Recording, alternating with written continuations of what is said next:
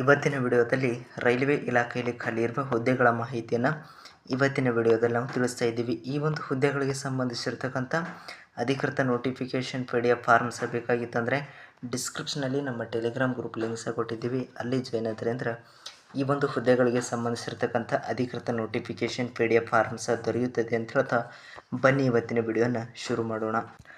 ನೋಡಿ, ಇಲ್ಲಿ ಖಾಲಿ ಇರುವ ಒಟ್ಟು ಹುದ್ದೆಗಳ ಸಂಖ್ಯೆ ಎಷ್ಟಪ್ಪ ಅಂತಂದರೆ 3445 ಹುದ್ದೆಯನ್ನು ಏನಪ್ಪ ಅಂತಂದ್ರೆ ಖಾಲಿ ಇರ್ತಕ್ಕಂಥದ್ದು. ಇನ್ನು ಅರ್ಜಿಯನ್ನು ಯಾವ ರೀತಿ ಸಲ್ಲಿಸಬೇಕಂತಂದರೆ ಆನ್ಲೈನ್ ಮುಖಾಂತರ ಅರ್ಜಿಯನ್ನು ಸಲ್ಲಿಸಬಹುದಾಗಿರುವಂಥದ್ದು. ಉದ್ಯೋಗದ ಸ್ಥಳ ಭಾರತದಾದ್ಯಂತ ಇರುವಂಥದ್ದು. ಇನ್ನು ಈ ಒಂದು ಹುದ್ದೆಗಳಿಗೆ ಏನಪ್ಪ ಅಂತಂದ್ರೆ ವಿದ್ಯಾರ್ಹತೆಯನ್ನು ನೋಡೋದಾದರೆ ವಿದ್ಯಾರ್ಹತೆ ಸರಾಸರಿ 50% ಅಂಕಗಳಿಗಿಂತ ಕಡಿಮೆ ಇಲ್ಲದಂತೆ 12ನೇ ತರಗತಿಯಲ್ಲಿ ಪಾಸಾಗಿರುವಂಥ ಅಭ್ಯರ್ಥಿಗಳಿಂದ ಅರ್ಜಿಯನ್ನು ಆಹ್ವಾನಿಸಲಾಗಿರುವಂಥದ್ದು. ಇನ್ನು ಈ ಒಂದು ಹುದ್ದೆಗಳಿಗೆ ನೀವೇನಾದರೂ ಅರ್ಜಿಯನ್ನು ಸಲ್ಲಿಸಬೇಕಾಗಿತ್ತಂದರೆ ಕನಿಷ್ಠ 18 ವರ್ಷ ಪೂರೈಸಿರಬೇಕು, ಗರಿಷ್ಠ 30 ವರ್ಷ ಇರುವಂಥದ್ದು. ಇನ್ನು ವಯೋಮಿತಿ ಸಡಿಲಿಕೆಯನ್ನು ನೋಡೋದಾದರೆ SC ST ಅಭ್ಯರ್ಥಿಗಳಿಗೆ 5 ವರ್ಷ ವಯೋಮಿತಿ ಸಡಿಲಿಕೆಯನ್ನು ಇರುವಂಥದ್ದು. ಇನ್ನು OBC ಅಭ್ಯರ್ಥಿಗಳಿಗೆ 3 ವರ್ಷ ವಯೋಮಿತಿ ಸಡಿಲಿಕೆಯನ್ನು ಇರುವಂಥದ್ದು. ಇನ್ನು PWD ಮತ್ತು ಅಂಗವಿಕಲ ಅಭ್ಯರ್ಥಿಗಳಿಗೆ 10 ವರ್ಷ ವಯೋಮಿತಿ ಸಡಿಲಿಕೆಯನ್ನು ಇರುವಂಥದ್ದು. ಇನ್ನು ಈ ಒಂದು ಹುದ್ದೆಗಳಿಗೆ ಸಂಬಂಧಿಸಿರತಕ್ಕಂಥ ವೇತನ ಶ್ರೇಣಿಯನ್ನು ನೋಡೋದಾದರೆ ನೋಡಿ, ಮೊದಲನೇದಾಗಿ ಏನಪ್ಪ ಅಂತಂದರೆ ಇಲ್ಲಿ ಕಮರ್ಷಿಯಲ್ ಟಿಕೆಟ್ ಕ್ಲರ್ಕ್ ಅಂಥೇಳಿ ಇಲ್ಲಿ ಏನಪ್ಪ ಅಂತಂದ್ರೆ 2022 ಹುದ್ದೆಗಳನ್ನು ಖಾಲಿ ಇರ್ತಕ್ಕಂಥದ್ದು.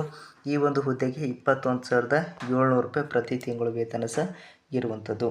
ಇನ್ನು ಅಕೌಂಟ್ಸ್ ಕ್ಲರ್ಕ್ ಟೈಪಿಸ್ಟ್ ಅಂಥೇಳಿ 361 ಹುದ್ದೆಯನ್ನು ಖಾಲಿ ಇರ್ತಕ್ಕಂಥದ್ದು. ಈ ಒಂದು ಹುದ್ದೆಗೆ ವೇತನ ಶ್ರೇಣಿ 19,900 ರೂಪಾಯಿ ಇರುವಂಥದ್ದು. ಇನ್ನು ಜೂನಿಯರ್ ಕ್ಲರ್ಕ್ ಟೈಪಿಸ್ಟ್ ಅಂಥೇಳಿ 990 ಹುದ್ದೆಯನ್ನು ಖಾಲಿ ಇರ್ತಕ್ಕಂಥದ್ದು. 19,900 ರೂಪಾಯಿ ಪ್ರತಿ ತಿಂಗಳು ವೇತನ ಸಹ ಇರುವಂಥದ್ದು. ಇನ್ನು ಟ್ರೈನ್ಸ್ ಕ್ಲರ್ಕ್ ಅಂಥೇಳಿ ಇದೇನಪ್ಪ ಅಂತಂದರೆ 72 ಹುದ್ದೆಯನ್ನು ಖಾಲಿ ಇರ್ತಕ್ಕಂಥದ್ದು. ಇದಕ್ಕೂ ಸಹ 19,900 ರೂಪಾಯಿ ಪ್ರತಿ ತಿಂಗಳು ವೇತನ ಸಹ ಇರುವಂಥದ್ದು. ಈ ಒಂದು ಹುದ್ದೆಗಳಿಗೆ ಆಯ್ಕೆ ವಿಧಾನವನ್ನು ನೋಡೋದಾದರೆ ಅಭ್ಯರ್ಥಿಗಳಿಗೆ ಕಂಪ್ಯೂಟರ್ ಆಧಾರಿತ ಪರೀಕ್ಷೆ ಅಂದರೆ CBT 1 CBT 2 ಅಂಥೇಳಿ 2 ಪರೀಕ್ಷೆಯನ್ನು ನಡೆಸ್ತಾರೆ. ನಂತರ ಟೈಪಿಂಗ್ ಪರೀಕ್ಷೆ ಇರ್ತದೆ. ಅದಾದ ನಂತರ ಟೈಪಿಂಗ್ ಪರೀಕ್ಷೆಗಳಿಗೆ ಏನಪ್ಪ ಅಂತಂದ್ರೆ ದಾಖಲೆಗಳ ಪರಿಶೀಲನೆ ಹಾಗೂ ವೈದ್ಯಕೀಯ ಪರೀಕ್ಷೆ ನಡೆಸಿ ಈ ಒಂದು ಹುದ್ದೆಗಳಿಗೆ ಏನಪ್ಪ ಅಂತಂದ್ರೆ ಆಯ್ಕೆಯನ್ನು ಮಾಡಲಾಗುವಂಥದ್ದು.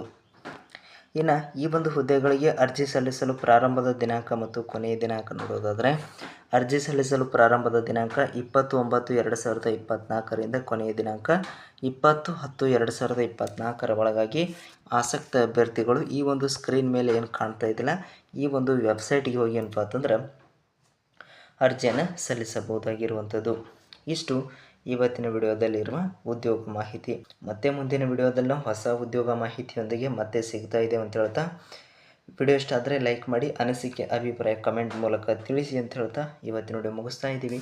ಧನ್ಯವಾದ.